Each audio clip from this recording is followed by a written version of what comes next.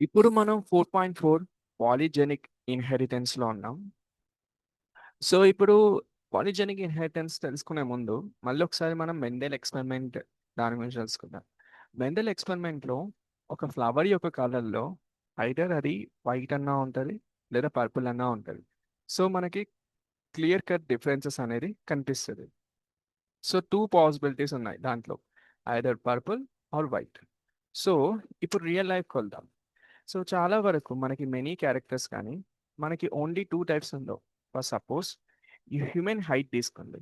ఇక్కడ continuous variation ఉంటది. అంటే మనకి హైట్ వచ్చేసి ఫర్ సపోజ్ 5.8 నుంచి స్టార్ట్ అయిందనుకోండి. 5.8, 5.6 5.7 అంటే హైట్ యొక్క వేరియేషన్ ఉంటది. 4, 5, 3 లైక్ దట్. సో, ఇప్పుడు మీకు హైట్ అనేది ఒకళ్ళు 5.5 ఉంటారు. ఒకళ్ళు 5.4 ఉంటారు. 5.6 ఉంటారు. అలా.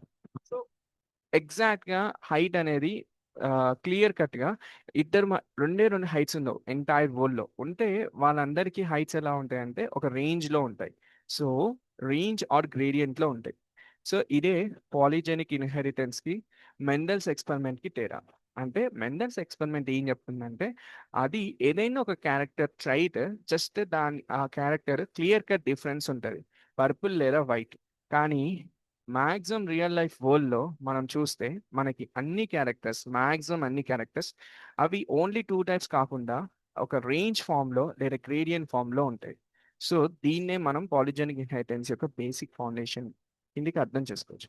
ఇప్పుడు మనం కొంచెం టెక్నికల్‌గా వెళ్తే, so, traits that show a range like for suppose a height are controlled by 3 or more genes together. అంటే వీరు ఏం చెప్పాలనుకుంటున్నారంటే ఏవైతే క్యారెక్టర్స్ ఉన్నాయో, ఆ క్యారెక్టర్స్ అనేవి ఏవైతే రేంజ్ ఫార్మ్‌లో ఉంటాయో, రేంజ్ అంటే ఏంటి? ఫర్ సపోజ్ నేను చెప్పాను కదా! హైట్. హైట్ అనేది ఒక రేంజ్ ఫార్మ్‌లో ఉంటది. అంటే 5.8 అలా.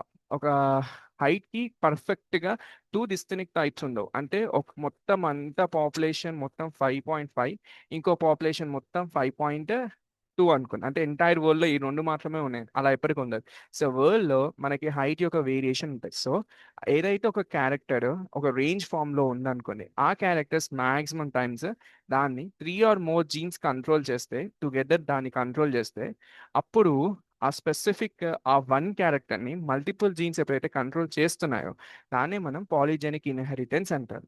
సో, పాలిజెనిక్ ఇన్హెరిటెన్స్ అనేది ఎన్విరాన్మెంట్ బేస్ మీద కూడా పనిచేస్తది. అంటే ఇంతకుముందు మనం హైట్ గురించి మాట్లాడాం. హైట్ అనేది ఒక పాలిజెనిక్ ఇన్హెరిటెన్స్‌కి ఒక ఎగ్జాంపుల్. సో, హైట్ అనేది జీన్స్